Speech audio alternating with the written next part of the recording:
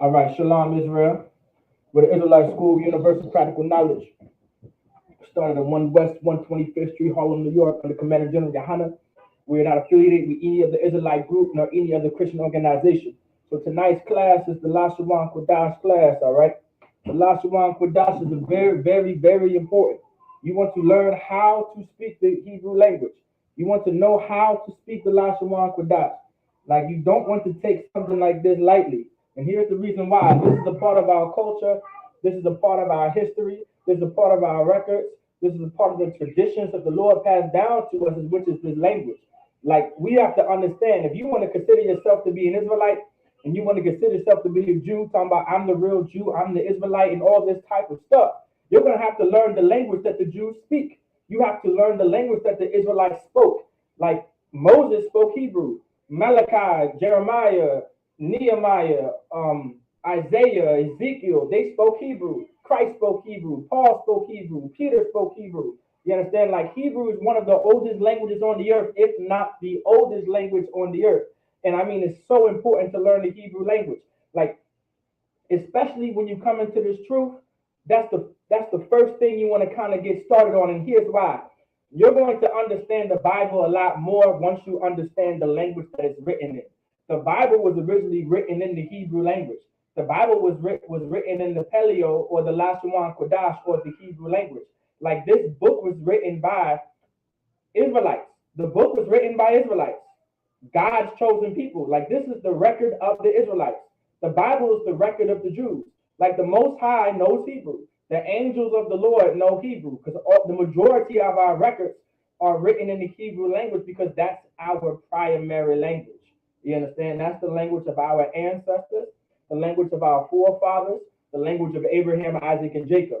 So something so important to understand and to learn. You're going to understand your culture and understand the context of the Bible once you really get down and learn the language, all right? Like, and allow me to also expound on that too. Language is almost everything when it comes to who you are. Like, we are a race of people. We are a nation of people. To be an Israelite, to be a Jew, you're referring to yourself as a nation of people. The Lashawan Qadash, meaning holy tongue, meaning a separate tongue. Like, this tongue is separate from the rest of the languages on the earth. That's why it's called the Lashawan Qadash. The Hebrew language, Ibarya in the Hebrew, which means Hebrew. You understand? Like, our language is separate from these other nations on the earth. You understand? And from these other languages. That's why it's called the Lashawan Qadash, because it's a separate language. Not everyone speaks this language. Not everyone knows this language. Not everyone understands this language. That's why it's called the Lashawan Qadash. That's why we were the ones on the earth that held on to the language of the Lashawan Qadash, or the Hebrew language, which is Ibarya in the Hebrew. There's a reason to all of that. The Lord allowed us to keep this language. You understand, when the Lord in the Bible, when he destroyed the Tower of Babel and he separated all the languages on the earth, we were the ones who kept the language that God spoke and that the angels spoke. You understand? And that's something heavy. That's why the Bible says, we are a special people unto the Lord, and I have chosen thee to be a special people and above high on all the people on the earth. Like, there's a reason to all of that. And the reason why I'm breaking this down, because this is really the intro into the class, so we can understand how important it is to study the Lashawan Qadash and to study the Hebrew language, because it's so, so important. And I mean very, very, very important. Something that doesn't need to be taken lightly, all right?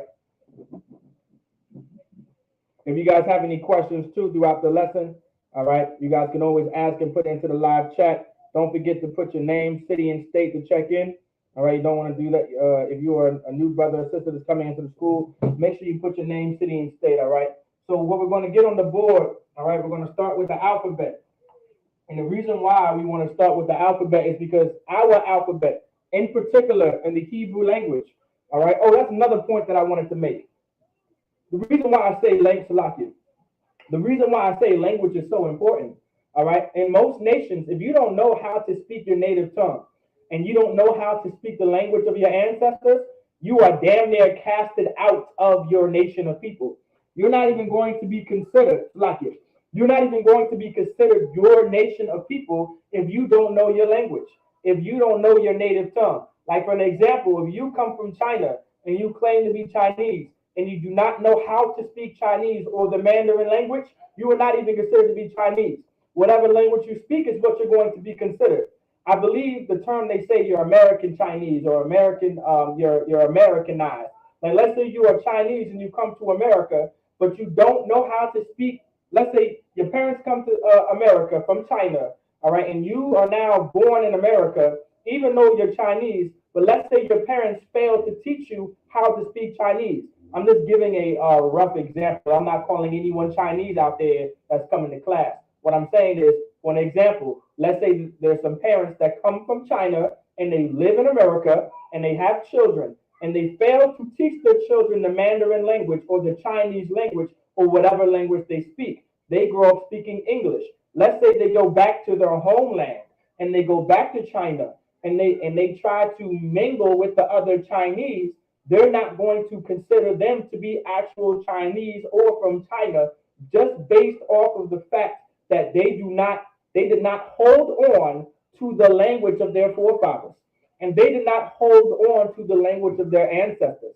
I want you to understand that something so you may think it's so small, but that one small thing can actually bring dishonor to your entire family in China if you did not hold on to the language and the traditions of your ancestors. It's a very serious thing.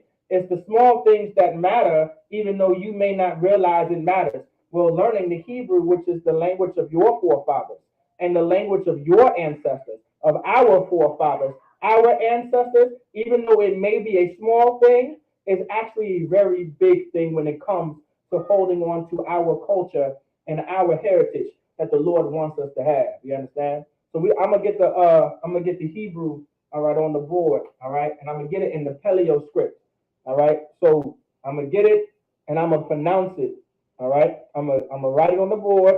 I'm gonna have the English spelling of it as well, so no one is confused if this is your first time coming in and learning the Hebrew language, all right.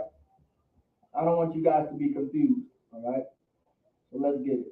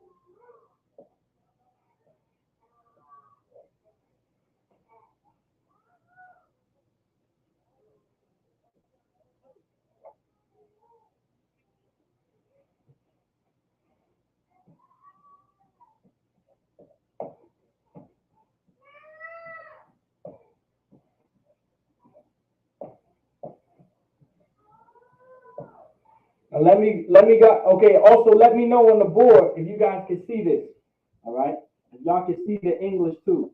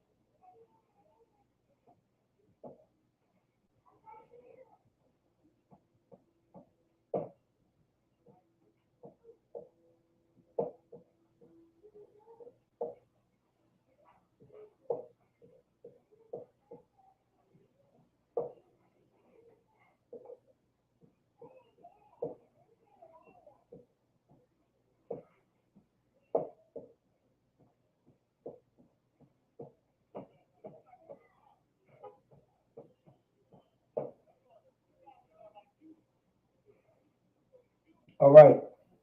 I want y'all to take some time. Let me know if y'all can see it on the board. If you guys haven't noticed, I got some new markers so everyone can see what's on the board. All right, but I want y'all to study the board real quick. I want y'all to write this into your notes. All right, especially if you're new in class and things like that too as well. I know there's always new students coming in to learn the Hebrew. All right, but make sure you guys write this on the board. All right, before we get into tonight's lesson.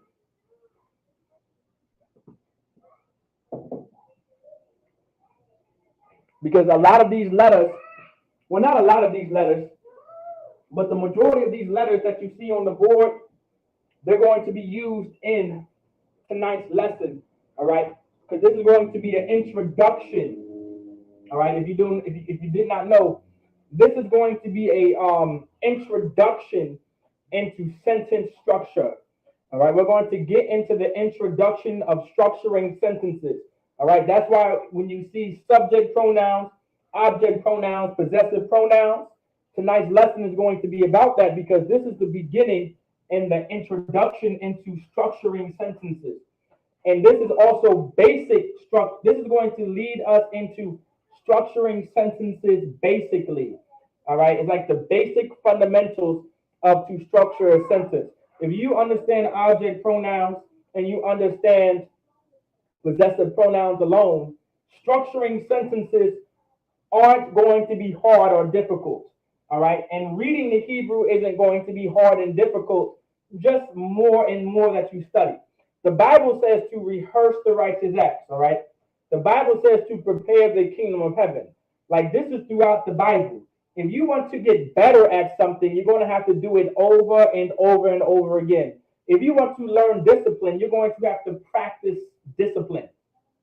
If you want to get better at speaking, you have to practice speaking. You have to do it over and over and over again. Like a child, when you're teaching a child from a very young age, and you're raising that child all the way up, that child, in order for it to grow properly, they're going to have to practice whatever you tell them. They're going to have to practice whatever you teach them. So year after year after year, and months go on, and weeks go on, and days go on, they're going to get better at whatever you teach them.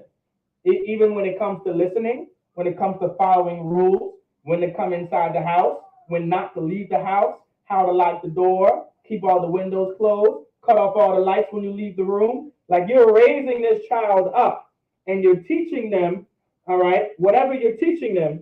And the more you teach them and the more they practice these things, it becomes what? It now begins to become second nature. This language is eventually going to become second nature the more you study it, the more you read it, the more you practice it. And I'm not saying this just to, just to give you false hopes and dreams and promises of you speaking the Hebrew fluently. Absolutely not. Everyone is capable of speaking the Hebrew fluently as long as you practice it. You can't just learn Hebrew if you just come to class on Friday. Like whatever notes you take in class or whatever lessons there are throughout Israel, you have to study that and practice it. That's why the Bible says to rehearse the righteous acts. Like being a priest, all right? You want to practice the things that priests would have done. You understand? Like you read the Bible and then you see how we run things in class and we run things in the school. You want to look at the priest and you want to look at them and study them and then practice practice what they do, because one day you may become a priest and one day you may become an officer. And so you're going to have to do the very same things that this priest and officer does. and that takes practice. All right, that's what the Bible says, to rehearse the righteous acts, to do it over and over and over again. All right, so let's get on the board. Make sure y'all take this into your notes. This is starting with the alphabet. All right, because tonight's lesson is going to be in possessive and object pronouns, and we're going to also reach on subject pronouns too. So this is your I. This is what your I looks like. It almost looks like a sideways A. I want everyone to know black people have always been stolen from. You understand? Like our oppressor and a lot of these other nations have stole from us, because we are the greatest people on the earth. We are the people that the Lord chose. So a lot of the things that we've done and a lot of things that we have created, they have stolen it from us and they tried to make it their own. Like this is the letter I in any language. It may be the letter A or even I to this day. The Bible, the Hebrew language has a constant sound to it, meaning it has the same sound throughout its language. Nothing ever changes. It does not matter what words you put next to what, like not words. It does not matter what letters you put to what letters to form a word, or to create a word, or to create a sentence, or to create a sound, or whatever you're trying to create with these letters. When you put them together, that they sound the same. It does not change as much as you think it does. All right. There may be a little bit of a sound change towards the end of the word, and when you hear it, it's not as hard as you think. It's not like the English language. That's really the point that I'm trying to make. All right. It's not like the English language where when you put 3 or 4 letters together and a vowel here and a vowel over there, and you get some weird, obnoxious word that it takes damn near 20 years just to pronounce. All right. Or at least it took me 20 years to pronounce certain words. So don't make fun of me. All right. You know what I'm saying? If so, I'm gonna take you to counsel. Don't make fun of me. All right. But this is your I. All right. This is your I. This is your ba. All right. This is your ba. This is your ga. All right. This is your da. Okay. So your I, your ba, your ga, your da. All right. Your da almost looks like a triangle. Right. Your ha, your wa, your za. Your za is pretty much a Z, right? That's why it's za. That's where the Z comes from. Za. This is your cha. This is your ta. It's a T with a circle in it. It looks like an X, right? Your ta, your ya, your ka. It resembles a K, you see? Your ka. All right, this is in the paleo though. Your la. All right, your ma. When we say paleo, we're referring to the script that it's in. So the paleo script, which is the ancient script. Like this is what the ancient Hebrew looks like. So if you ever looked at the stone tablets that Moses came down with, this is what would be written. These are the letters that you're going to see. All right. This is your la. This looks like an L, right? Your ma, a backwards N with a hook on it. Your na, an N but with a hook on it. You understand? You see how it goes? An upside down N with a hook on it. And you go right here. Your sa, all right? Your I. This is the only letter that doesn't sound the same like the rest, because this is I.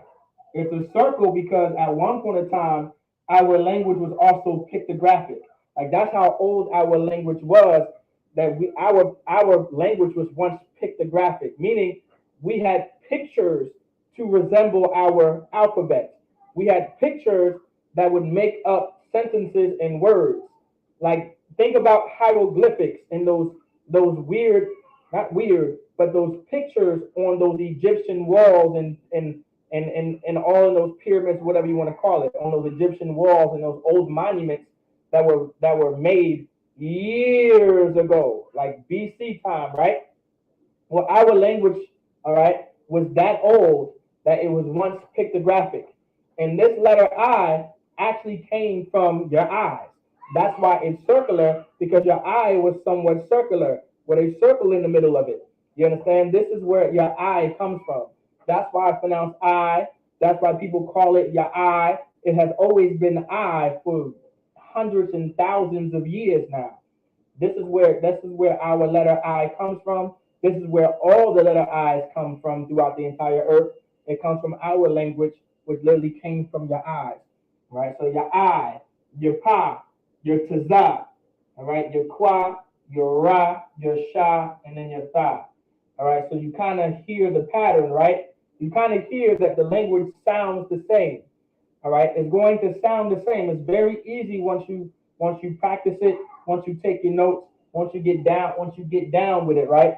So ba, ga, da, ha, wa, za, ha, ta, ya, ka, la, ma, na, sa, I, pa, za, kwa, ra, sha, and tha. You kind of see how it all sounds the same, except for this one, because it's the letter I. All right? We're going to get down to it. Make sure y'all take that to your notes, and we're going to get right into the lesson.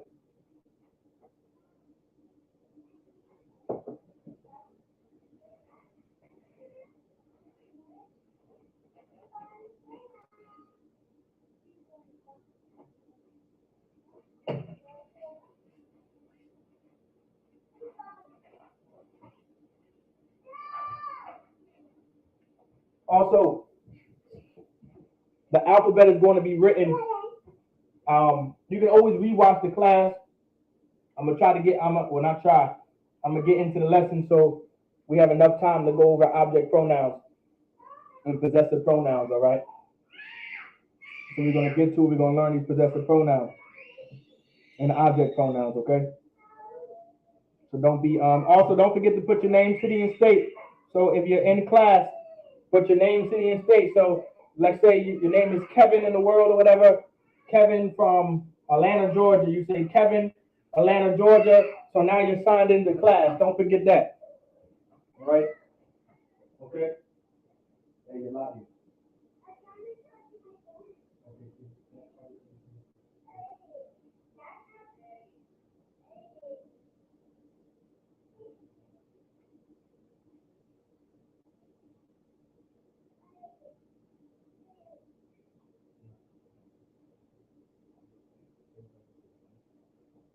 All right? All right, let's get it.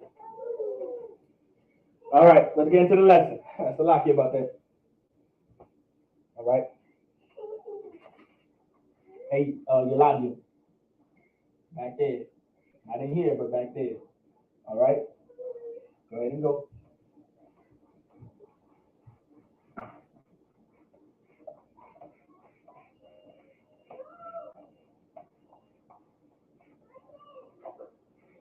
Okay, if you don't know Yaladim, all I said was kids in the Hebrew, or children. All right, Yalad meaning child, that yum at the end, pluralize that word Yalad, all right, which gave it like an S at the end in the English, right? That yum, in most cases, that yum at the end of a word is like that S in the English. It allows you to it allows you to state that there's more than one. All right. So yalad meaning child. All right. Yalad yum, children. I just pluralized that word. Okay. So yes, I have yalad yum, children, lots of them. Lots of fun at times. Well, not at times, they're always fun.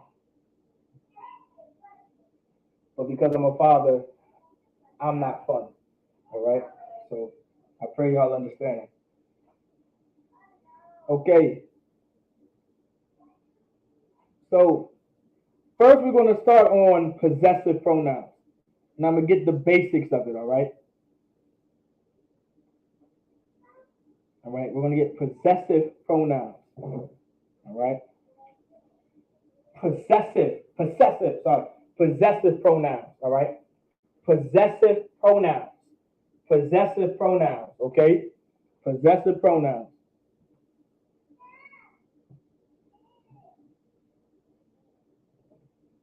Now, possessive. Okay, I'm going to write on the board possessive. Let me see, make sure I spell it right. All right, I'm going to get possessive.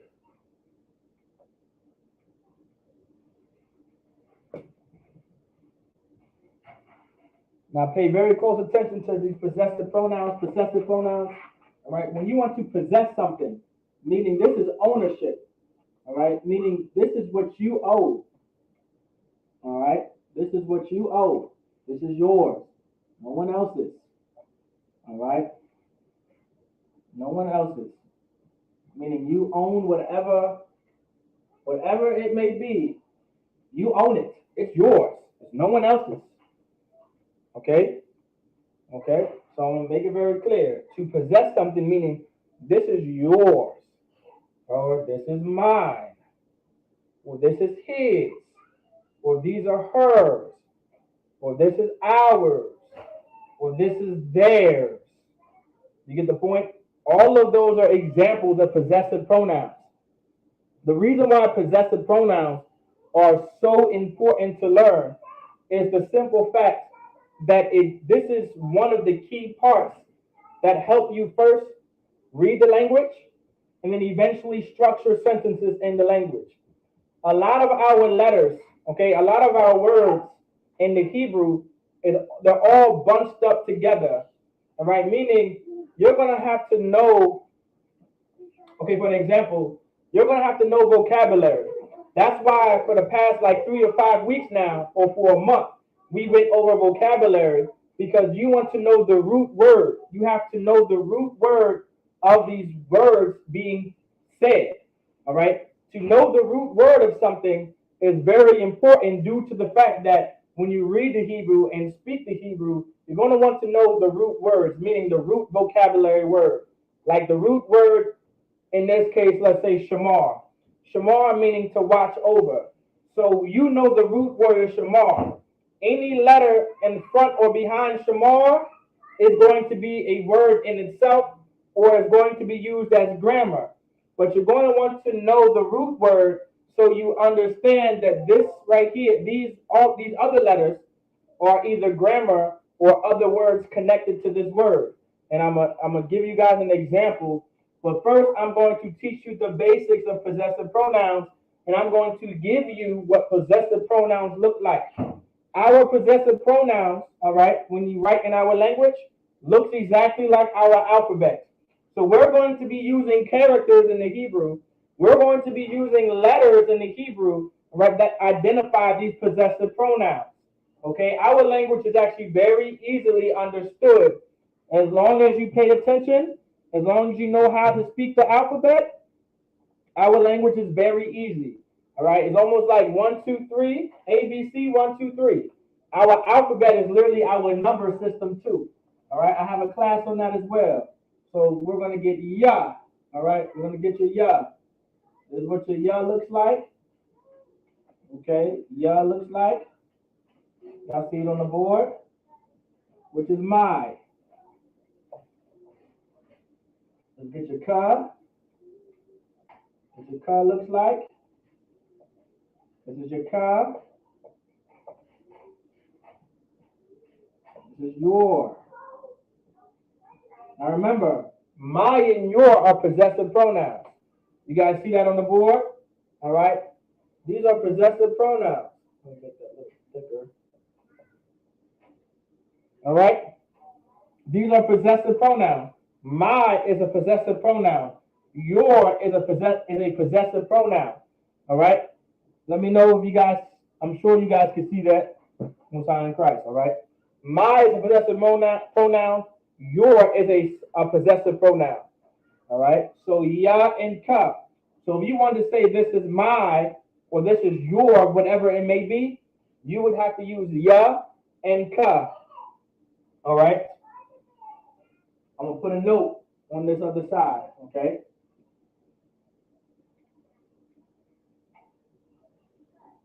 Okay. Let me see. Let me see. Possessive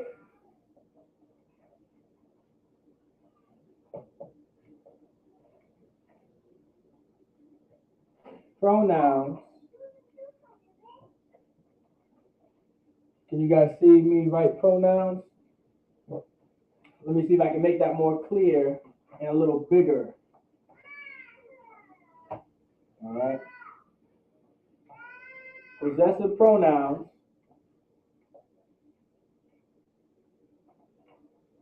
like possessive pronouns, all right? Possessive pronouns, I'm just going to put pro for short. Possessive pro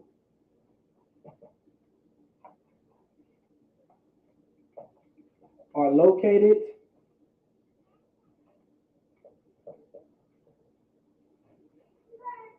at the end of a word.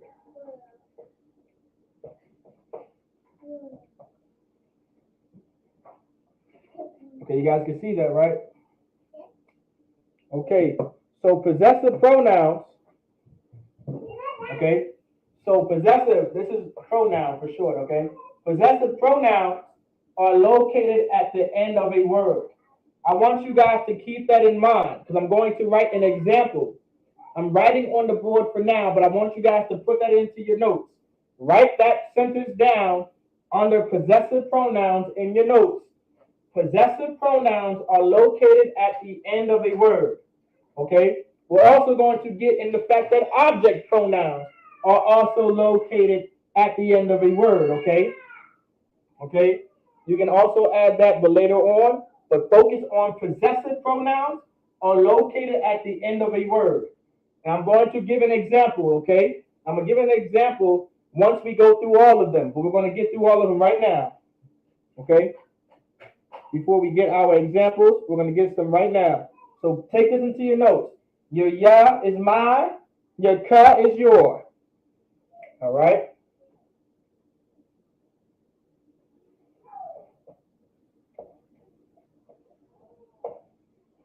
Your wa is he, like not he, his. Your ha, all right?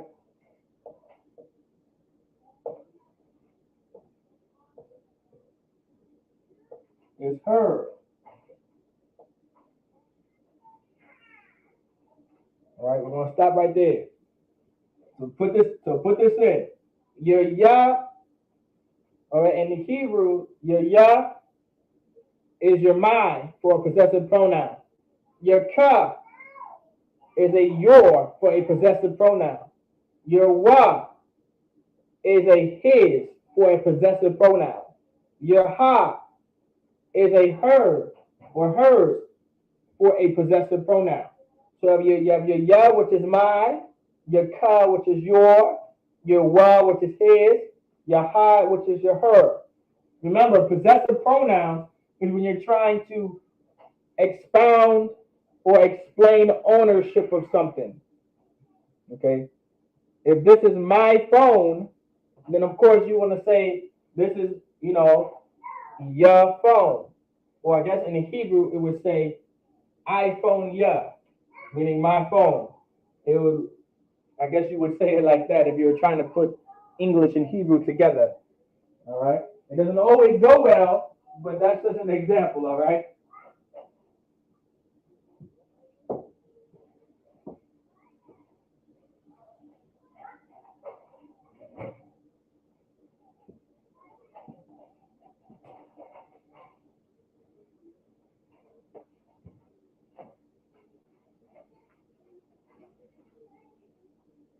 Now remember,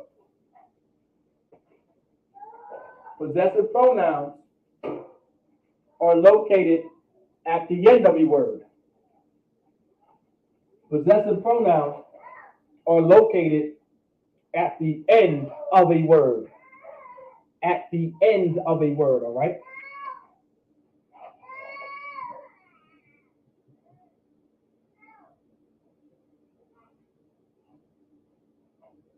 Let's get some more.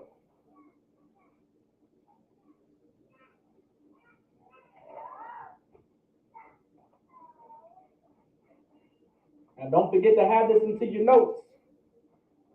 Just in case if you guys want to answer some questions that I asked. Okay? Don't forget to put this into your notes. Okay, you guys want to take notes. Don't try to remember everything on your own. Write it down somewhere. Type it into your iPhone notes. All right. The Bible says, let all things be done in writing. Of course, don't lose the tradition of writing things down. Technology may not be here forever. You may not have access to technology all the time. That does not stop. That does not stop you from learning. Does not stop you from writing down notes. Just because the internet isn't working, all right, just because your phone is no longer on, that does not stop you from learning, all right? That does not stop you, all right? Because just 2 weeks of class in the ISUPK, you're going to damn near know more than any Christian as long as you take notes. Okay, I'm gonna say this again. As long as you take notes, you're going to know more than a Christian. All right? If you come to 2 weeks of class in ISUPK, you know more than 2 years worth of a Christian. I pray you understand, all right? Take notes in every class you take. Ask as many questions as possible, all right? You want to ask these questions, okay? Let's get it. We're going to get more of it, all right? We'll get some more.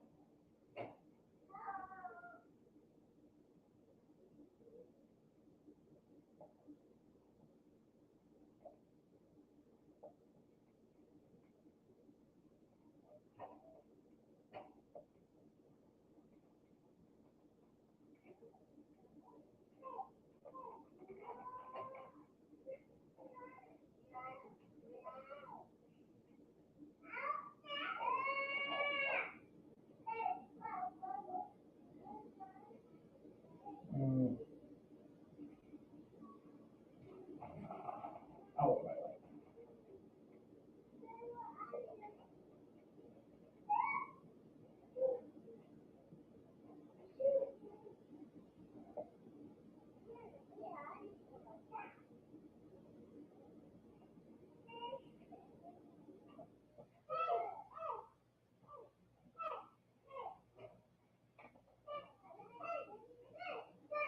Well, I wrote that too soon.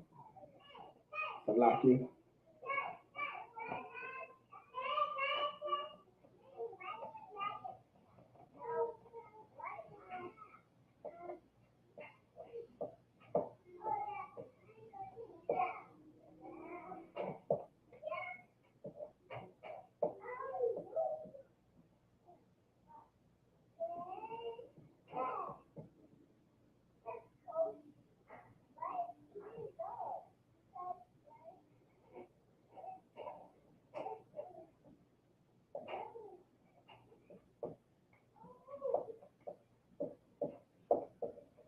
All right.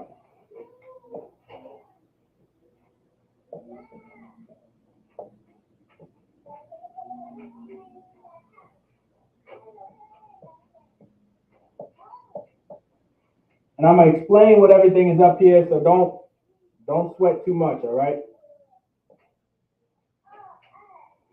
Don't sweat it too much. I'm gonna explain everything up here just in a bit. Hang in there.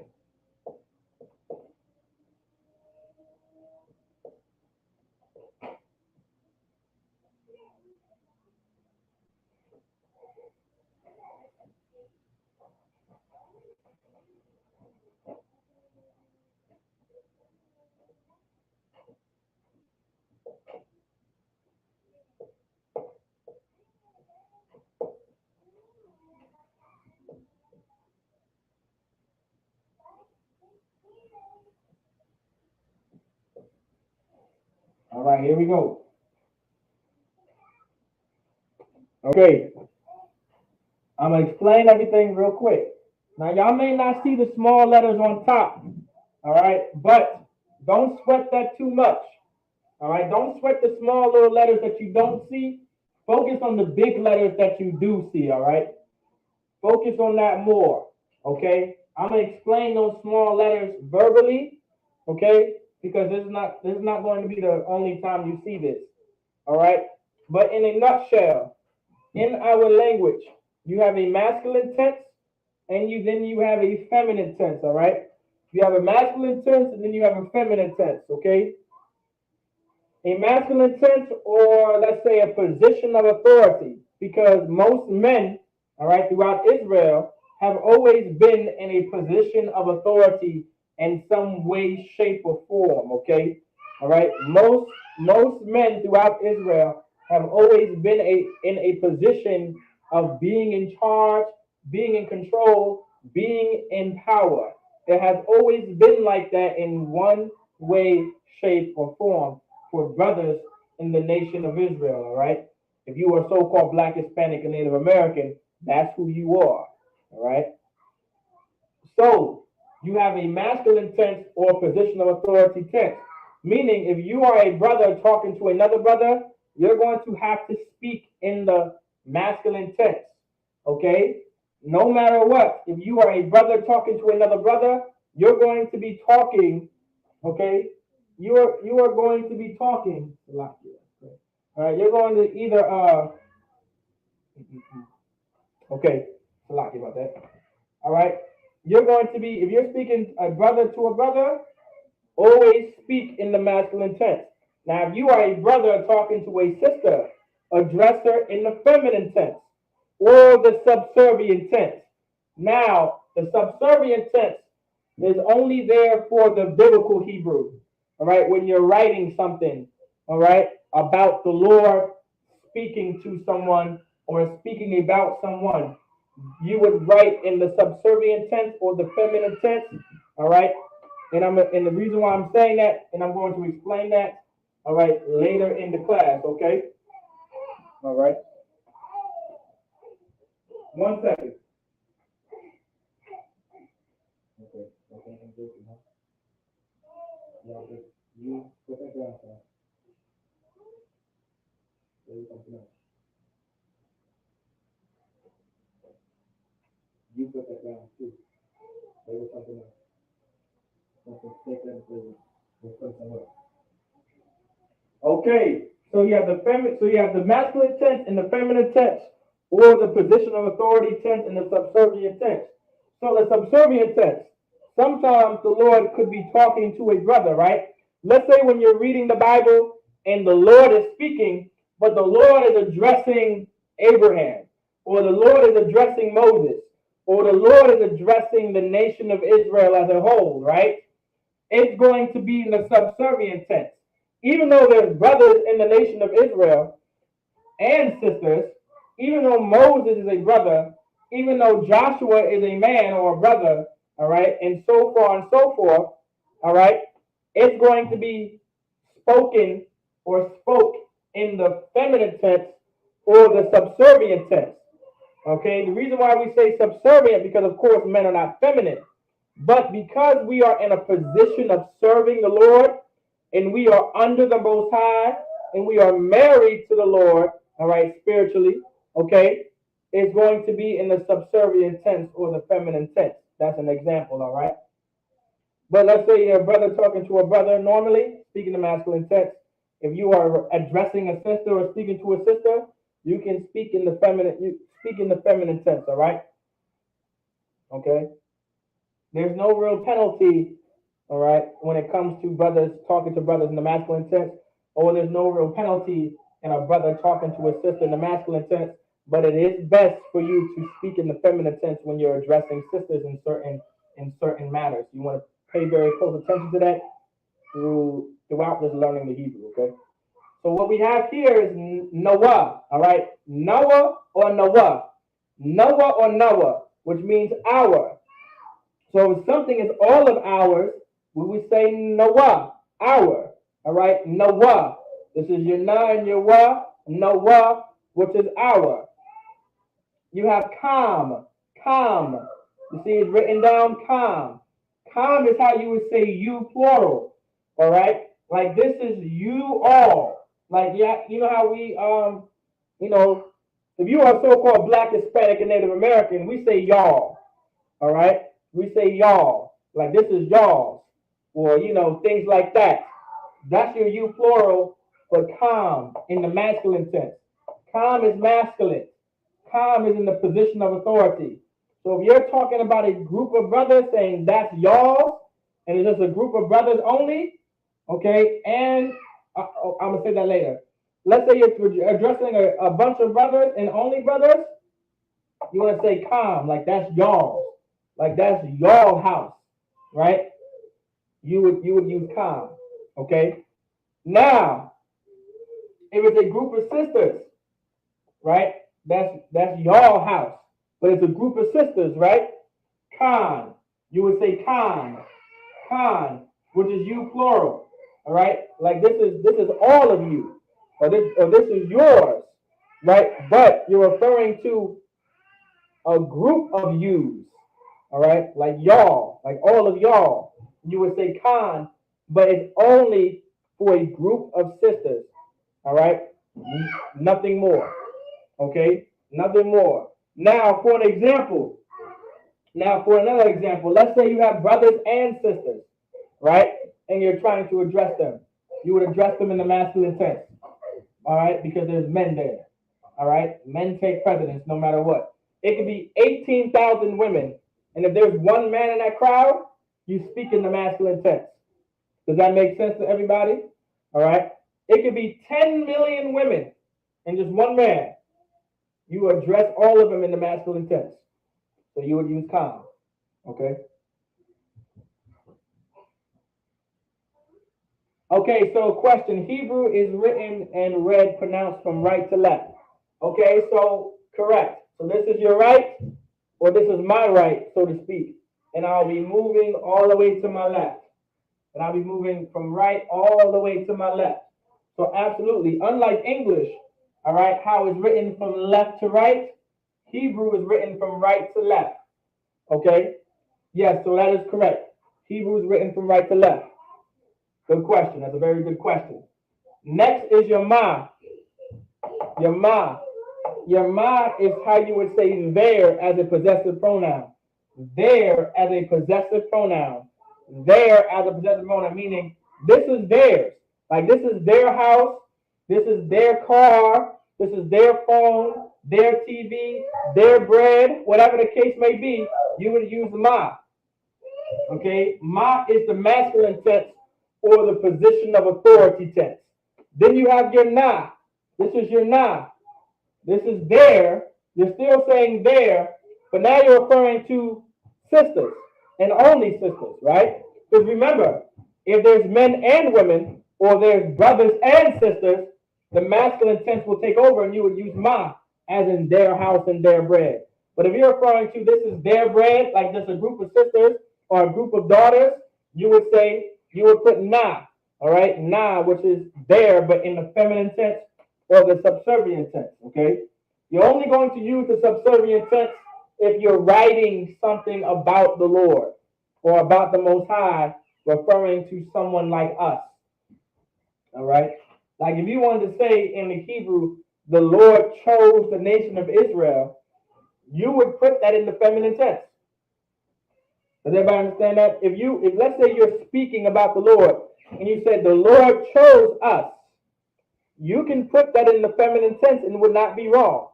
Because we're talking about the Lord choosing us and we are subservient to the Lord. Now, does everybody follow that? Let me know if that kind of confused you. All right? The subservient tense is really there to talk about the Most High being over us and being our God and being our power. So don't think you're not going to use the subservient tense, which is just the feminine tense, depending on the context of the sentence you're trying to structure. Okay? But make sure y'all take these notes real quick, and then I'm going to give you guys examples of how possessive pronouns are going to look if you wanted to create a sentence. All right?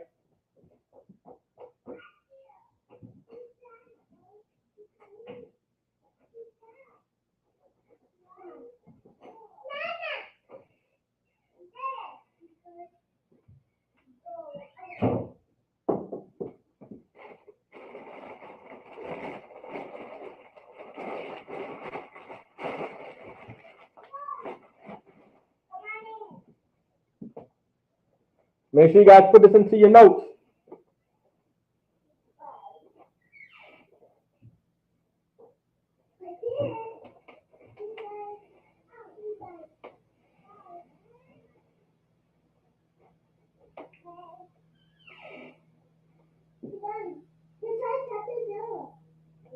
Okay, you understand? You said there's no sound, Corey? Okay, Corey, make sure what you might have to do for yourself, Corey, try to exit out the video and try to restart to see if there's going to be sound. Okay, because I believe everyone else has sound. Okay, so try to exit out the video and try to reboot the video if you can hear me. Of course, if you can hear me say this, then I guess it makes actually thinking about it. It's kind of stupid if I'm trying to tell you if you cannot hear. I'm gonna type it for you. All right, so you can read what I'm saying to you. That makes sense.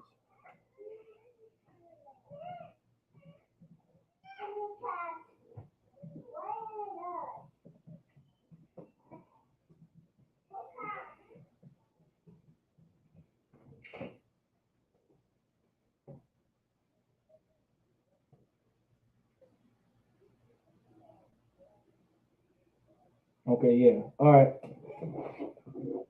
Y'all should see that. Of course, everyone else can hear, right? I can only assume that everyone else can hear because the young man Alfred, he just asked me a question and he also responded to my question. But if anyone else can't hear, of course, there you go in the live chat. Restart the video and then try to come back in. All right, make sure this is in your notes. Noah, which is our, com, you plural, con, you plural, ma, all right, which is there, and na, which is also there, just in different tenses, all right? So let's get it. I'm going to take this off the board, okay? You guys can always rewatch the class, okay? There's not really going to be a dull moment in this class. You don't have to really skip ahead, all right? So unless you would like to, it's entirely up to you. So let's get it. I'm going to give you guys some examples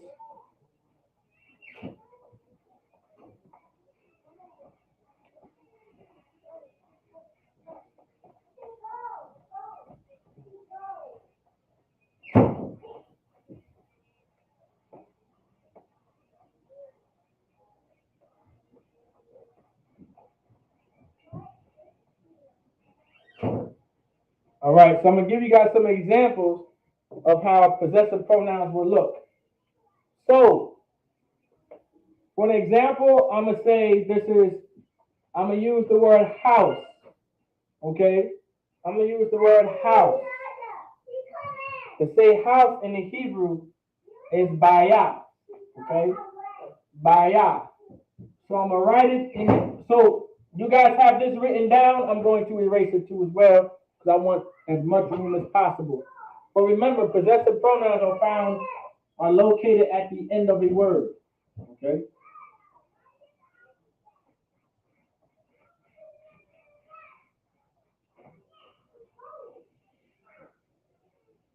So we're going to get za.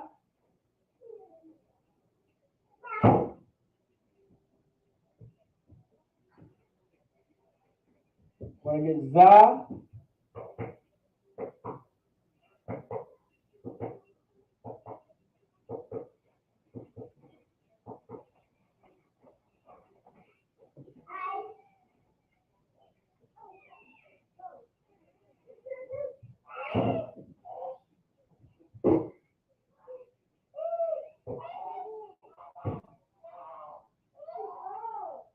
Baya.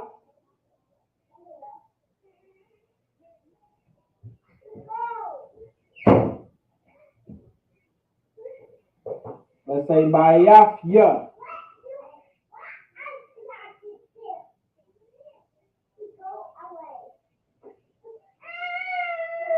So now, in the English, right? I'm going to write it in the English. You would say this is your za. This is za.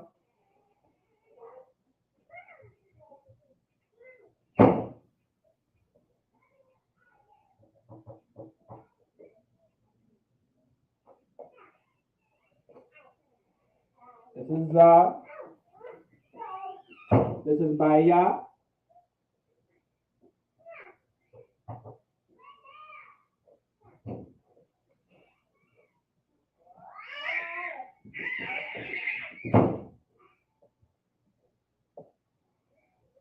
This is baya.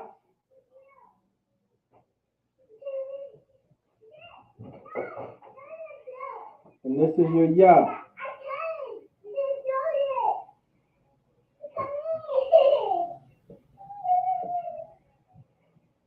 Okay. I'm going to draw arrows to it. So here we go. Here's an example. You have za, baya, ya. Now remember, the brother asked the question, right? Is Hebrew written from right to left? Indeed. This is your za, this is your ha. That's one whole word, which is za. Now don't panic. Just give me a few, and I'm going to give you the English meaning of it as well, all right? Then you have bayat. Bayat. This is the root word. Bayat is the root word. Bayat is the root. Bayat. Bayat. This is the root word, okay? And then ya. Ya is the what? Ya is the possessive pronoun. So now,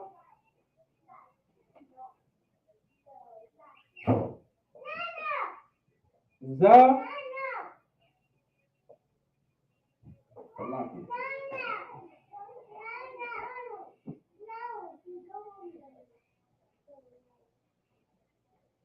Za means this.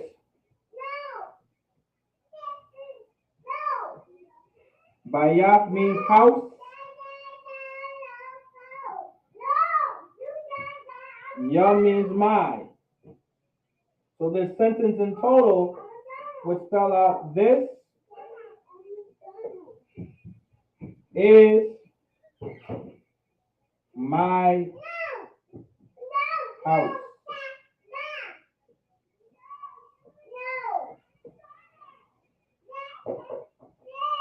Okay, you guys get it right here? So my house. This is my house. Now you see this is? Okay, we don't have a word for is. Is English. In Hebrew, you're saying this my house. This my house right here. Right? This my house. In English or proper English, you would say this is my house. So that is just implied. Okay, so when you're speaking the Hebrew, that is just implied by saying this is my house. So zabayafya. So you have za, which is this. Baya is house. That ya is my. Now I want y'all to understand this, right? You see this? Oh well, select it. Okay. I want y'all to see this, all right? You see how the ya is at the end of the word?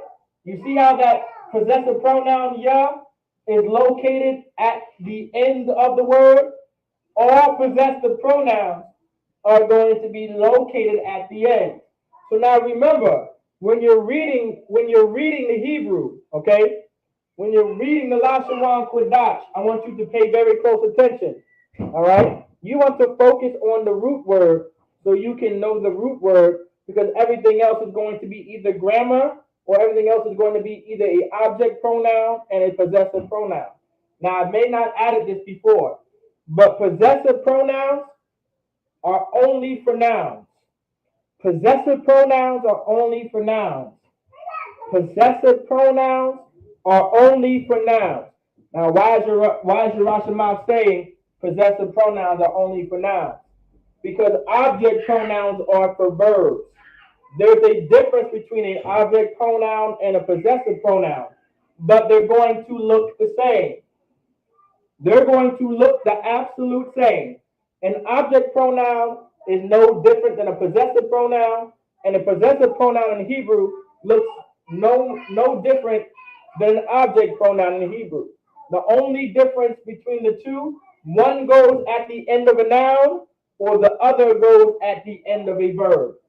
Object pronouns are for verbs, while possessive pronouns are for nouns. Okay, keep that in mind.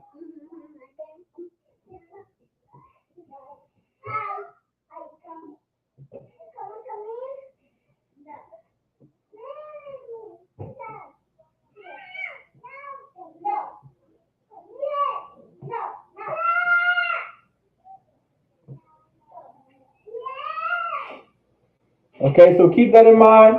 Object pronouns are for verbs. Possessive pronouns are for nouns. So now there you go. Zabayafia. Zabayafia. All right. Za is pronounced Zabayafia. Zabayafia. All right. Zabayafia. This is my house. Zabayafia. This is my house. Now you can use this with any possessive pronoun. You can use this with whatever you want. If you want to say this is their house, what would you do? You would just change that to a ma or a na, depending on who you're talking to, or not talking to, who you're talking about. Possessive pronouns in context are mostly used on who you are talking about. So if this is their house in the group of brothers, you would just put a ma, bayafma, bayafma. You would say zabayafma. This is their house.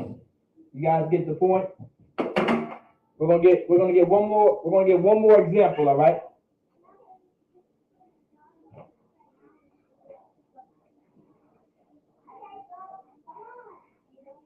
Then we're gonna move on to object pronouns.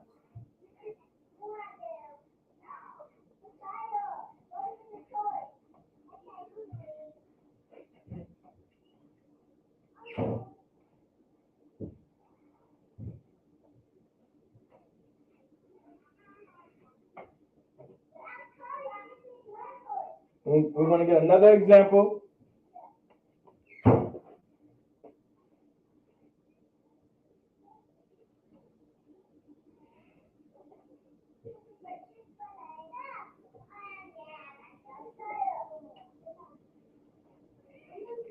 All right.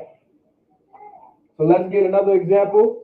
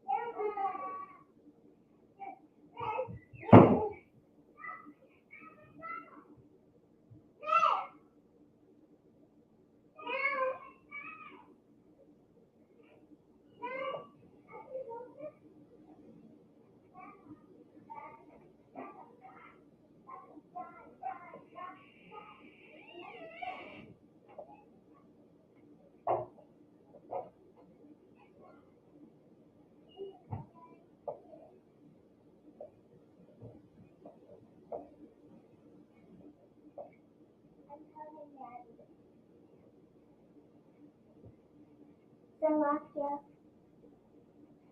My brothers keep playing with the door, No sweat. I'll handle it. closing and opening it all the time.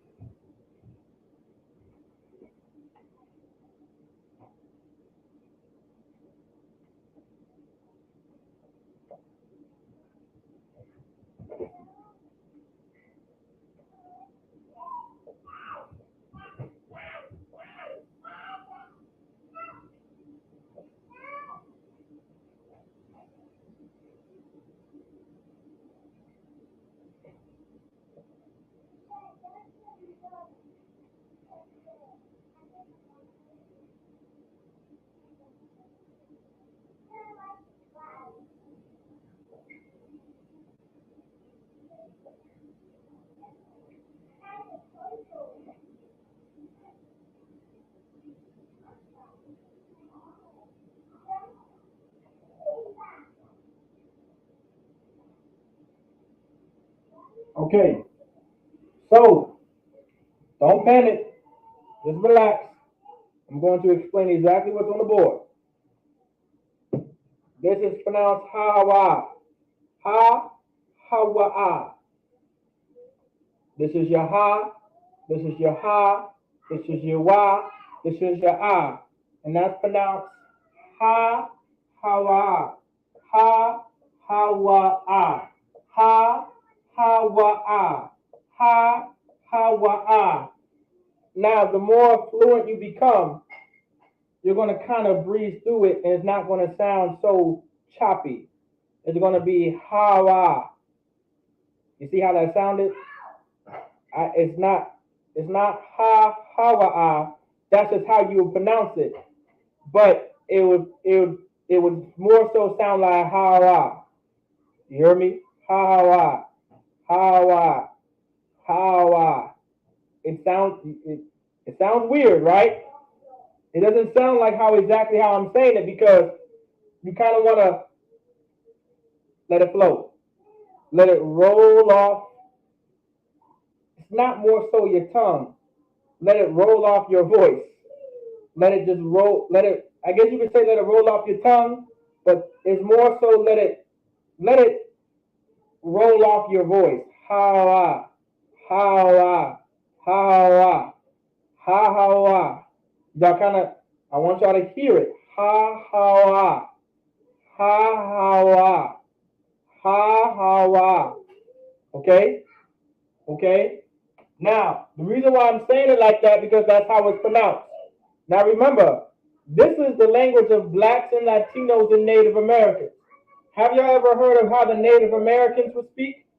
Think about how the Native Indians spoke, how the Cherokee spoke, how the Mohegans spoke, the Wampanoag, the Chickasaw, the Apache, the Comanche, the Blackfoot, the Creek, the Seminoles. Think about how the Native Indians spoke. All right, that's our language. That's the similar sound of our language, right? So this ha ha wa ah, let it roll off your tongue, let it roll off your throat or your voice, so to speak, and say ha wa ha wa. I'm still pronouncing those letters, but I'm letting it flow together. Ha wa shawchanka. All right, Salakia. Shawchan, Shawchanka. All right, Salakia. I didn't mean to fully say it. All right, but ha wa. I want y'all to practice that. Y'all might sound like, that sounds so ridiculous. What the hell? Don't even sweat it. Practice it. Ha wa. That's how you pronounce it. Ha wa. You can still hear it, okay? You guys can still hear the pronunciations, right?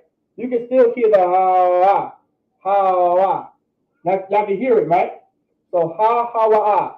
All right, ha wa. All right. I'm gonna get the meaning of it soon.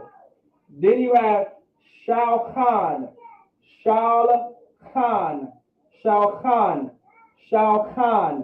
This is the letter Kha.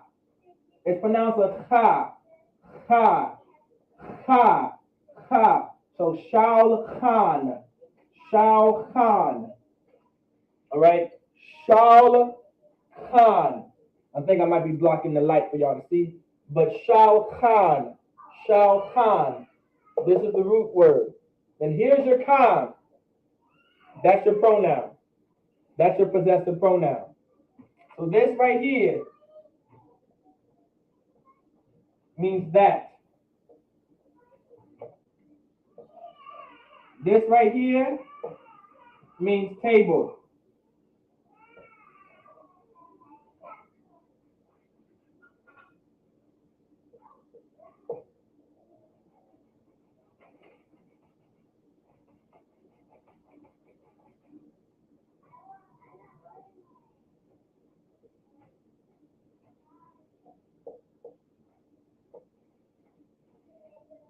And this right here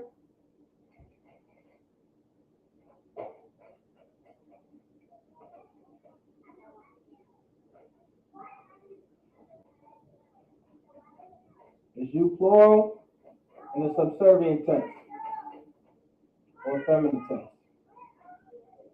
So that. So the sentence in a nutshell is saying that. That's their table.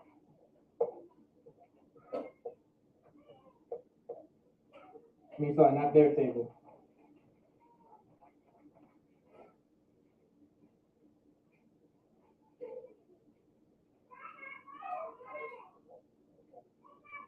That's y'all table.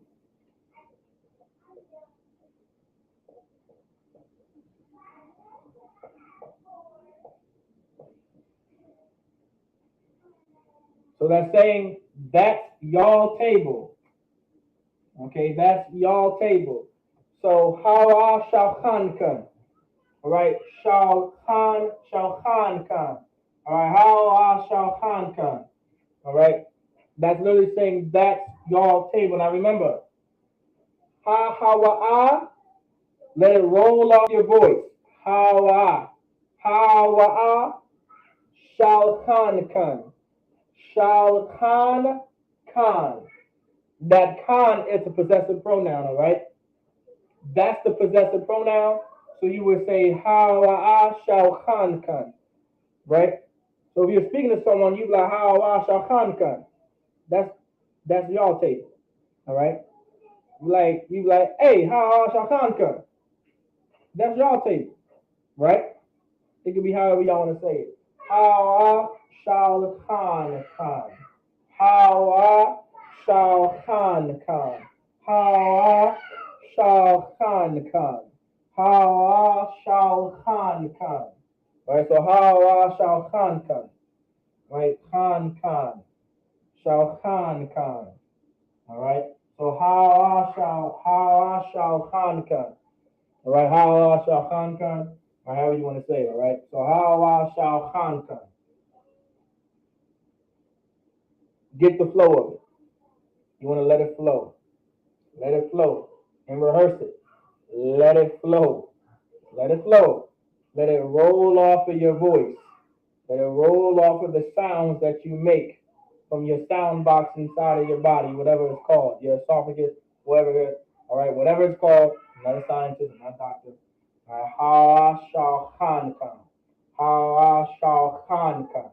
How shall Khan come? All right, how shall Khan come? Which is that's y'all table. So how shall Khan come? All right, how shall Khan come? That's y'all table.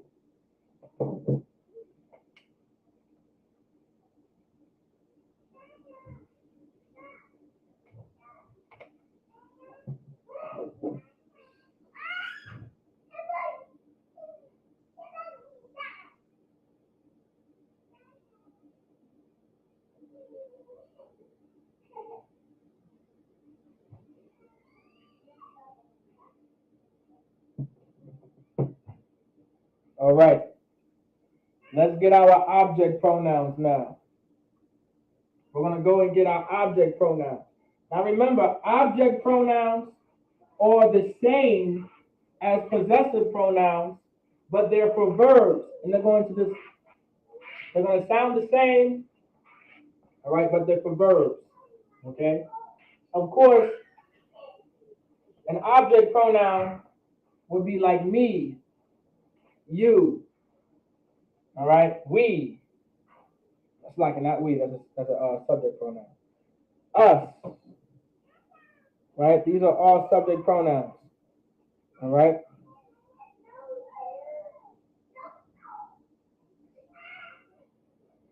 All right. Those are like object pronouns.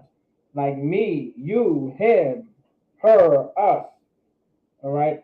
You plural again, y'all. All right. Or them.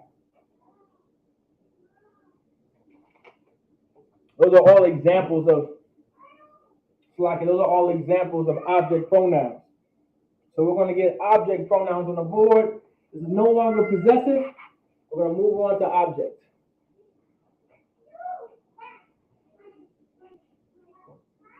We're going to move on to object pronouns. So object. object pronouns.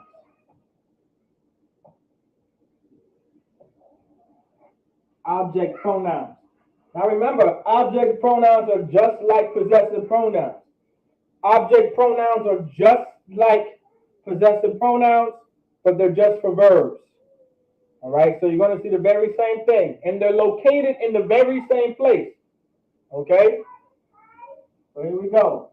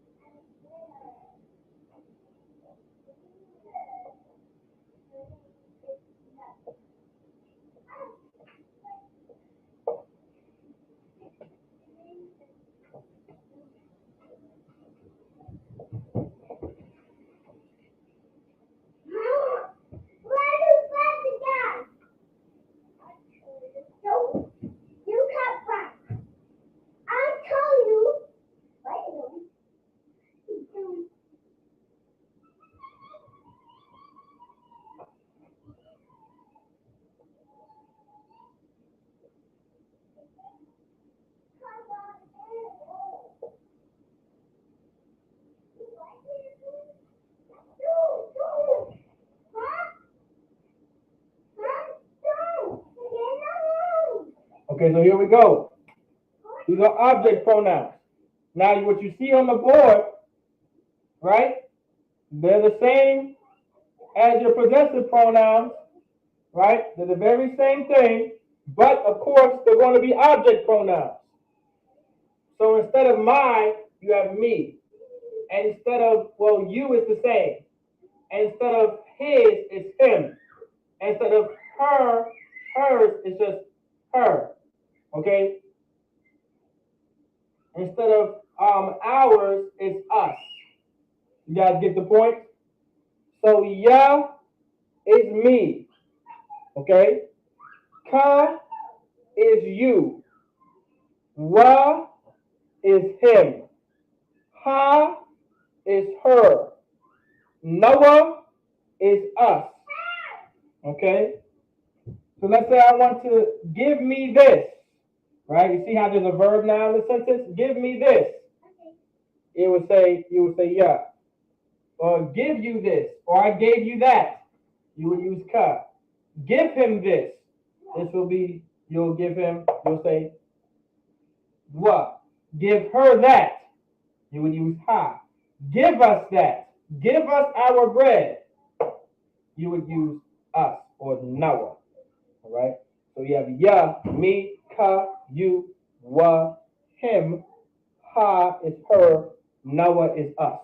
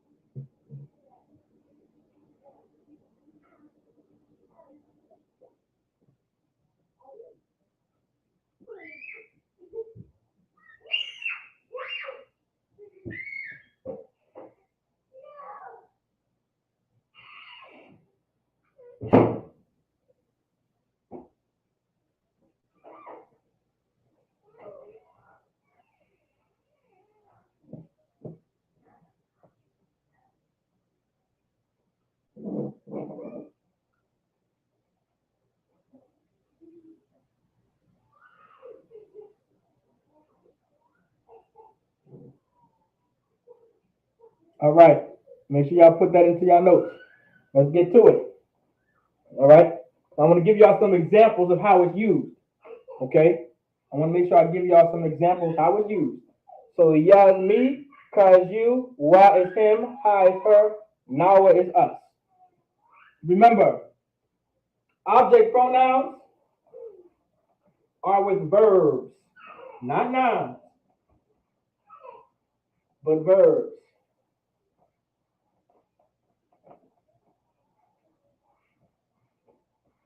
But let's get the rest up there. Now remember, they're going to look exactly the same. They're going to look exactly the same, but it's going to be used in the context of a verb. So you still have calm, you still have con, you still have ma, and you still have na.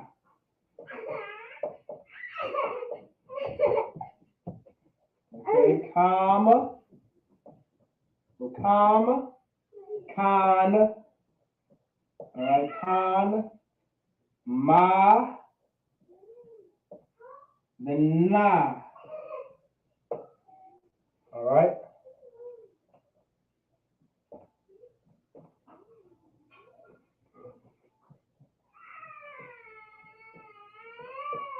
Here we go. So you got you plural.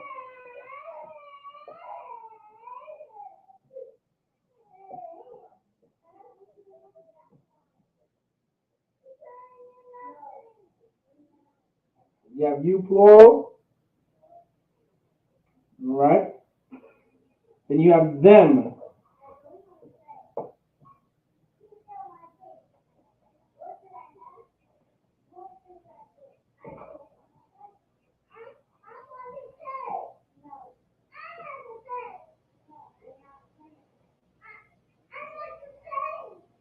So you have them. So you have you plural, then you have them. All right, you plural, and then you have them. Now remember, there's still different tenses, all right? There's still different tenses, all right?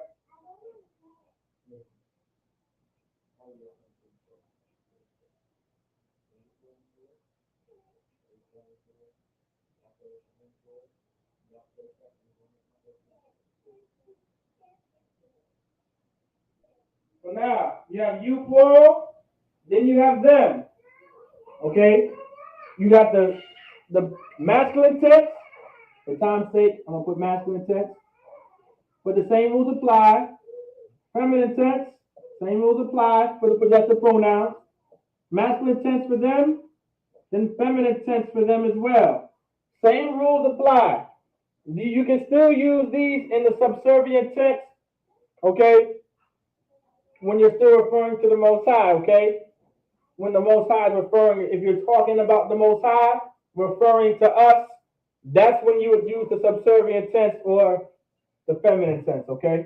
I want y'all to understand that, okay? I broke that down, but for time's sake as well, I want to make sure I get through this so you guys can get at least 2 to 3 examples of the object pronoun. And I kind of want to show you guys how possessive pronouns can structure a full sentence without you even knowing. That's why vocabulary is so important to learn. You want to get okay, here's the secret. The secret is out. 1 second. The secret is out. Y'all may have not known this, but the secret is coming out tonight. If you want to learn how to structure sentences in the Hebrew, learn vocabulary. Learn as much vocabulary as you can. Learn as many words as possible. Just throw a whole bunch of words in your repertoire, like a bunch of words, a bunch of words. Try to say a word a day. Memorize a word a day, and just keep adding them day by day by day by day to the point where you're going to damn near know a bunch of Hebrew words without you even realizing that you know damn near half of the Hebrew language just because of vocabulary. So just keep throwing a bunch of vocabulary at you, and just keep studying it, right? Keep studying that vocabulary. Vocabulary involves nouns and verbs. Nouns and verbs. Nouns and verbs, nouns and verbs, nouns and verbs, and nouns and verbs. Nouns and verbs, nouns and verbs, nouns and verbs, nouns and verbs. Nouns and verbs, nouns and verbs, nouns and verbs, nouns and verbs. There's the secret. Because I'm about to show you object pronouns mixed with possessive pronouns, by the way, in one entire sentence. Just in a bit. But let's get this. So you have con, which is you plural in the masculine tense. Con, which is you plural in the feminine tense. You plural is like you all. You have ma, which is them. There is the possessive, but them is the object. Them is the object pronoun. There would be the possessive pronoun because it's theirs, ownership. But them is the object pronoun because you're giving them something or is dealing with an object. Okay? Then you have them in the feminine tense. So ma is them, na is them in the feminine tense or the subservient tense. Okay?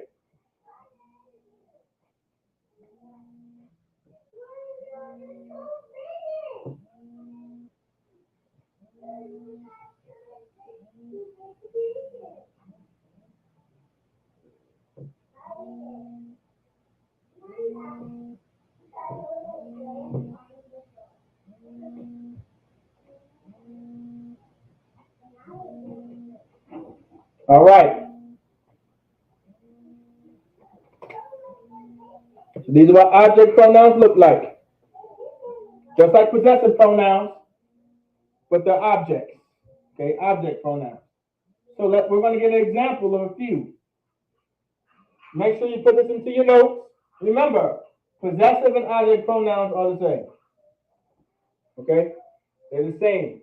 But one is used with conjunction with a verb, and one is used in conjunction with a noun.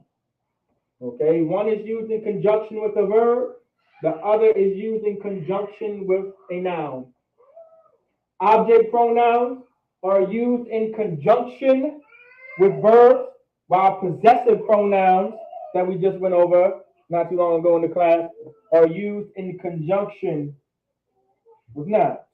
Okay? Okay, so let's give, let's see. Perfect. Let's get Nathan. So we're going to get Nathan. Nathan.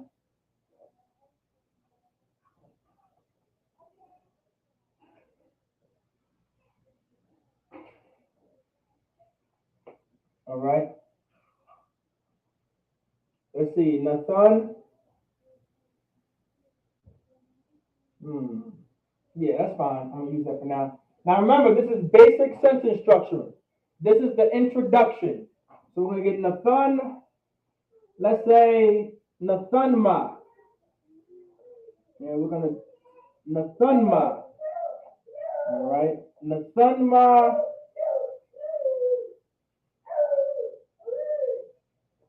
Let's see, Nathanma. Nathanma. Let's see. Perfect. Let me see.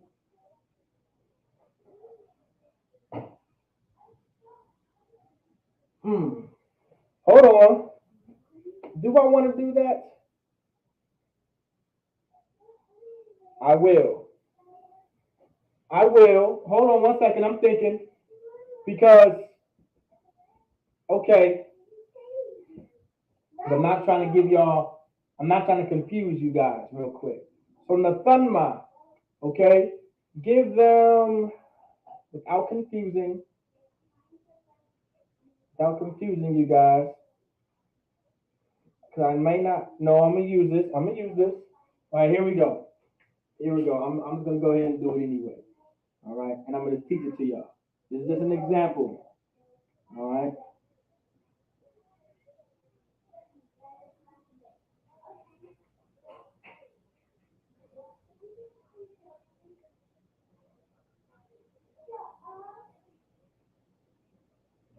Man.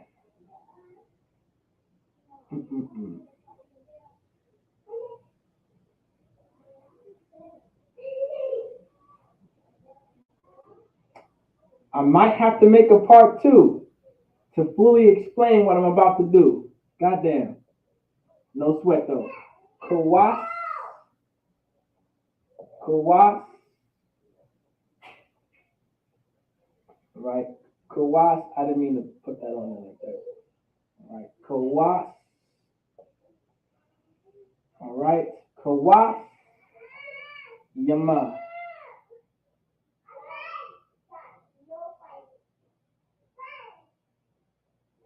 Kawas.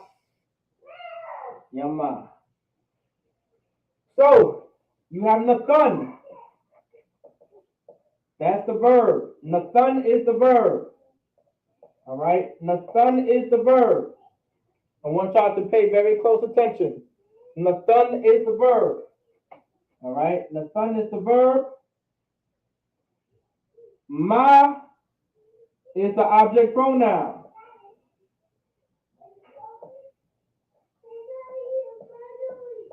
Ma is the object pronoun. So Nathan ma. Kawas is the noun. Kawas is the noun. Once I get done with this, I'm going to write something else on the board to teach you guys something. All right? Because I just gave y'all a bonus without giving y'all a bonus. And I didn't teach it to you guys, but I'm going to teach it to you right after this example. So I'm going to give you guys one example to pretty much, I'm going to go over this example, and then you go over some more pronouns. All right? Here we go.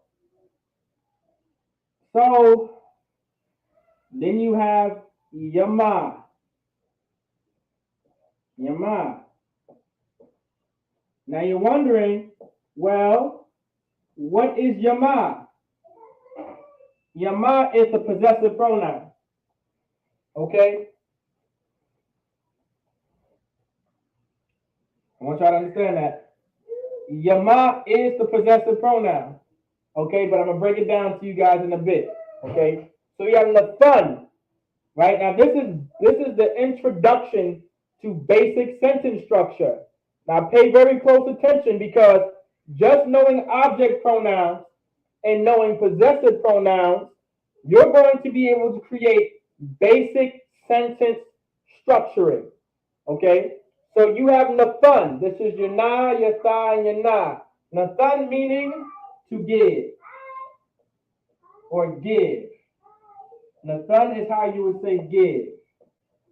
So Nathan is give. Now remember, you can create your own sentences, by the way, once you learn your object and subject pronouns. So we have Nathan, which is give. All right. Then your ma, which is them. Your ma is your them. Them.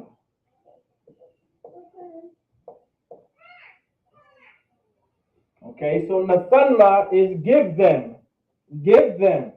Referring to a group of brothers, whatever the case may be, Nathanma. Nathanma, meaning give them. Kawas. Kawas is how you say cup.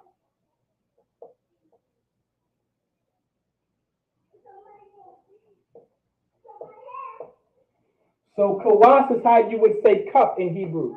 So cup or glass, kawas is cup. All right?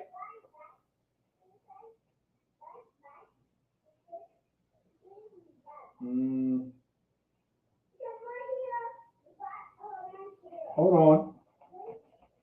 I'm going to write this over here a little bit. Cup.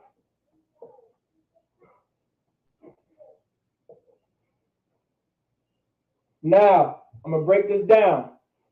There's a reason why that S is in parentheses. There's a reason why. Because you see this right here? All right? See this right here? This is also meaning this right here is there.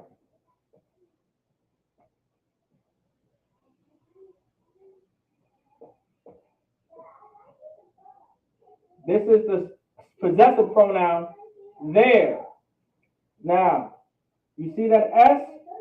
that yama made the word, that yama, okay? How do you say forgive in Hebrew? Salak. Forgive is salak. Salak. How do you say forgive in Hebrew? Salak. Salak. So you see this word kawas? Kawas is cup in Hebrew. But you see this ya? When you put a ya in front of that ma, that ya pluralized kawas and turned it into cups. It pluralized that kawas, which is cup, into cups. And I'm about to teach you that rule right after this. I wanted to introduce you into it. All right? Now remember, this is a full sentence right here. All right? Missing a few, it's only missing one, it only has one grammatical error, by the way. Okay? It only has one grammatical error. And I'm going to tell you guys how it has one grammatical error. If, depending on who you're talking to. Okay, depending on who you're talking to, it only has one grammatical error. Okay? So, you see this right here? This is a verb. It's not conjugated yet. Okay? It's not conjugated yet, okay? That's the only grammatical error. I haven't conjugated the verb. But we haven't went over verb conjugations yet, which we would, or which we will, Salakia. Okay? But that's only the one grammatical error. But for teaching purposes, I'm gonna let the grammatical error slide because I want to teach you guys this. Because I want to introduce you into basic sentence structuring by just knowing object pronouns and object pronouns and possessive pronouns alone. So you have nathanma, nathanma, meaning give them. Then you have kawas meaning cup. But now you have kawasyama, which is there. But because that ya is in front of the ma, that ya pluralizes this noun right here to make it to more than one kawas. Now there's more than one kawas, so now it's cups. All right? Instead of saying kawasyama, it's kawasyama. All right? So you have nathanma kawashima. All right? Nathanma kawashima, which is give them their cups. So if I want to tell someone to give them their cups, right? I would say, hey, Salaki soldier, all right, Nathanma Kawashima. All right, Nathanma Kawashima, give them their cups. So Nathanma Kawashima. Nathanma Kawashima. And somewhat practice it. The more you practice it, the more you go over it, the better you're going to become. The more you're going to understand the language. So Nathanma Kawashima, Nathanma Kawashima, Nathanma Kawashima, Nathanma Kawashima, which means give them their cups. Give them their cups. Nathanma Kawashima. I'm going to say it again. Nathanma Kawashima. Nathanma Kawashima. Nathanma Kawashima. This is our language. All right? This is our language. This is our culture. Nathanma Kawashima. Nathanma Kawashima. Give them their cups. Now, to understand this, that Yama, I'm going to go ahead and break it down for you. I'm going to go ahead for the last few remainder minutes. We might have to go over just a little, but I ain't going to go too much over. I'm not trying to hold y'all up. It's okay, no sweat. But y'all got to learn this, all right?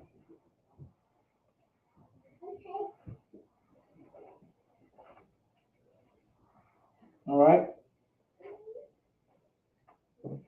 We're going to pluralize nouns with possessive pronouns. All right?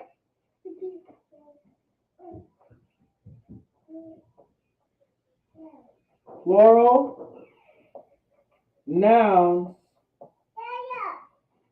with possessive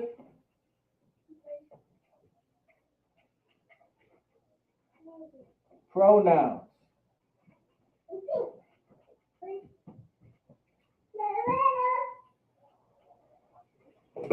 So, pluralizing nouns with possessive pronouns.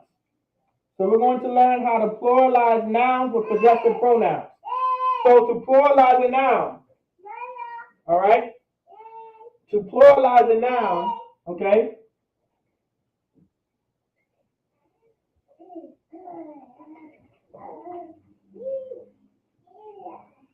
All right?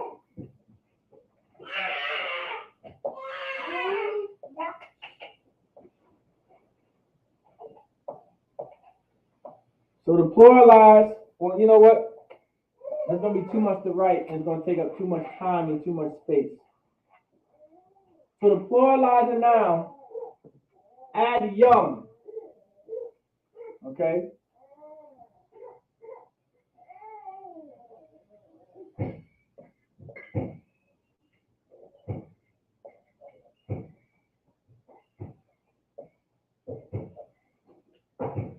So yum, okay, so yum is how you pluralize a noun.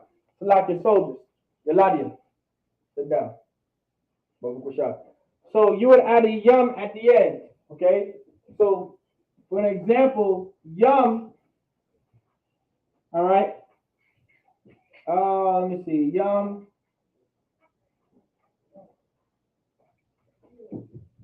is to pluralize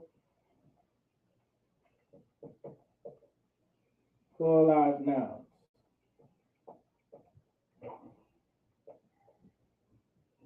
So your yum, all right? Your yum is how you would pluralize nouns. So you would add a yum at the end of a noun. So for an example, let's say you have what's an easy word? Cups. We just used it. We use cups, right? You, for an example, you would say coasium. You would say coasium.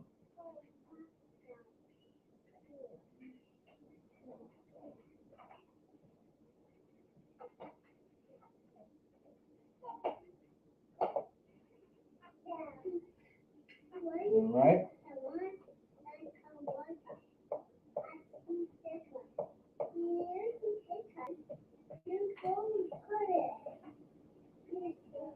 Coasium, which is cups.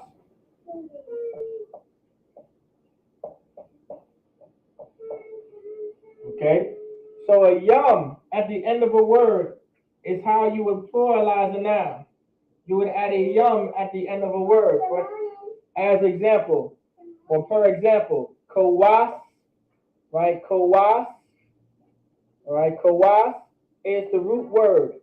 Coas. Coas is the root word meaning cup. But that yum at the end is how you would pluralize it, okay? That's how you would pluralize that noun to make it cups.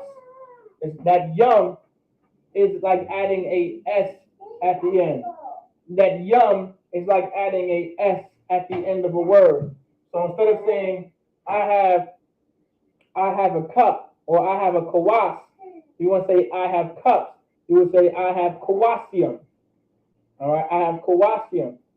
But here we go. If you wanted to say these are my cups, or these are his cups, or these are her cups, or their cups, there's a rule to it. There's a rule to it, okay? There's a rule. All right, there's a rule. But just understand this basic information because this is where the rule comes from. All right? Remember, yum is how you're going to pluralize a noun. Okay?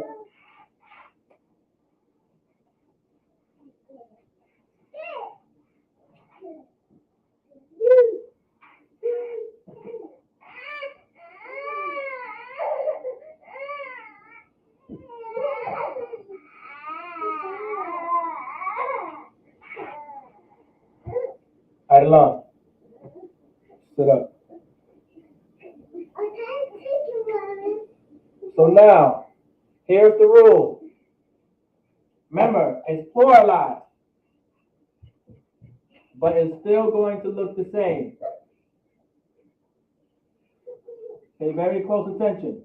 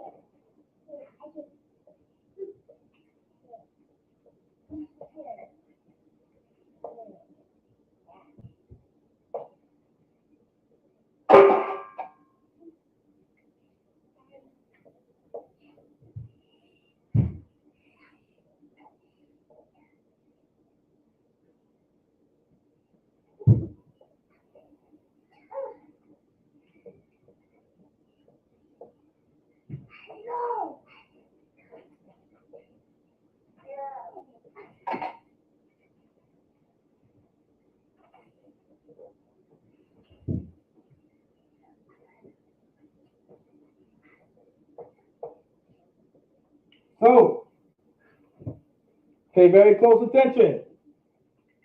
Now, there's not really much of a difference. It's the same concept, but this is what you're going to add to it.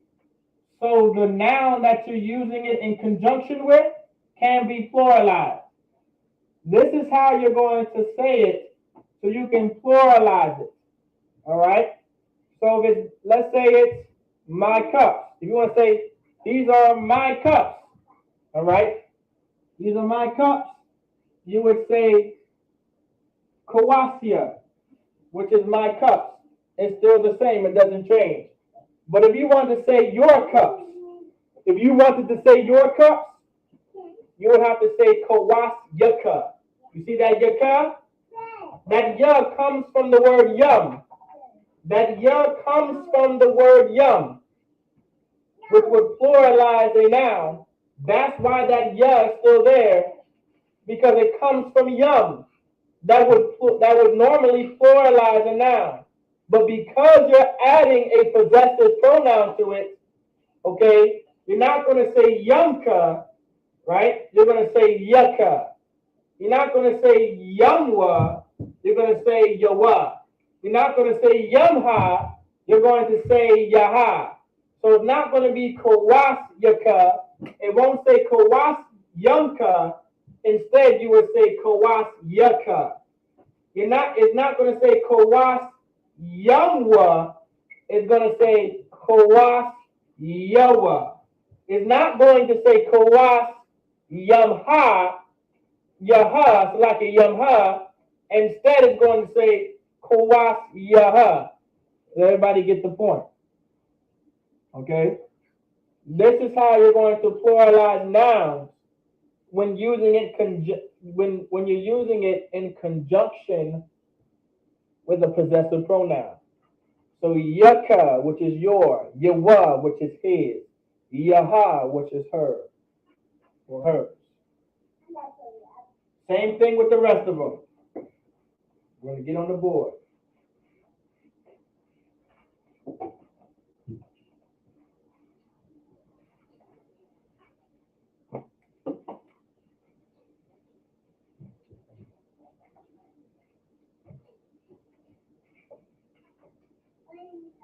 Yanawa.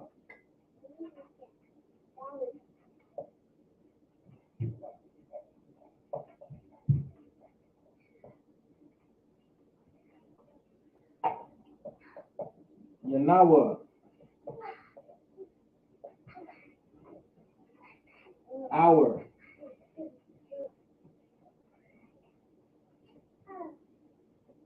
Yakan. Like yakam. Yakam. Yakan.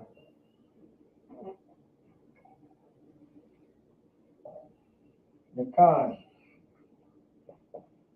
All right.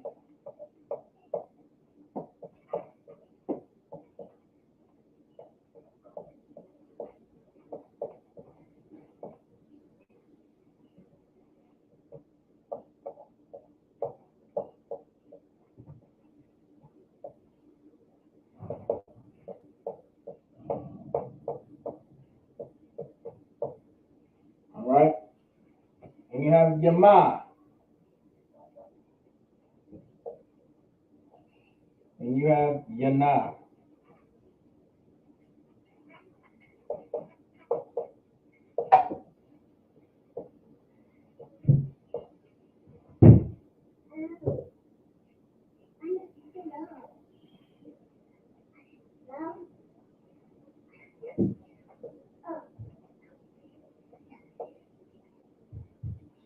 Yama, Yana is there.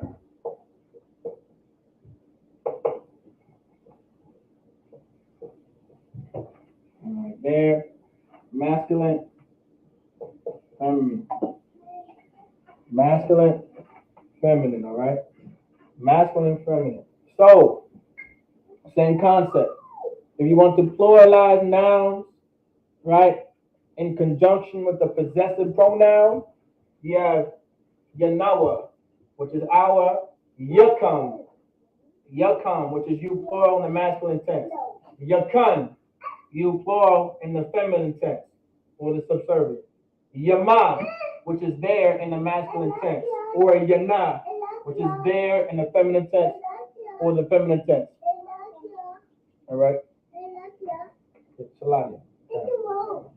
Sit down. Go book a shot. Immediately. So now you have Yanawa, Yakam, Yakan, Yama, Yana. Okay? You're only going to use this, okay, in conjunction with a noun that needs to be pluralized. This is how you're going to use possessive pronouns in conjunction with a noun that needs to be pluralized. I'll say it one more time. This is how you use possessive pronouns in conjunction, right, with nouns that need to be pluralized or that are pluralized. Okay? Yanawa, Yakam, Yakan, Yama, Yana. Okay, you always just add a ya in front of it. That's all you do. Add a ya in front of the possessive pronoun that you already know. Just by knowing this is how you can basically structure sentences in the Hebrew. So if you want to know how to speak Hebrew fluently, learn object pronouns and subject pronouns. But before all of that, vocabulary. Vocabulary, vocabulary, vocabulary, vocabulary, vocabulary. Verbs and nouns and verbs and nouns. Verbs and nouns and verbs and nouns. All you want to do is study verbs and nouns and verbs and nouns. Don't study anything else. Verbs and nouns first. Get as many vocabulary words as you can. Learn as many verbs as you can. Learn as many nouns as you can. Verbs and nouns and verbs and nouns. Once you know verbs and nouns, then you can incorporate that with the grammar that you learn, like your object pronoun, then your possessive pronoun, then how to pluralize possessive pronouns in conjunction with nouns that are pluralized. You get the point. This is the introduction to basic sentence structuring. Okay? This is the basics. All right?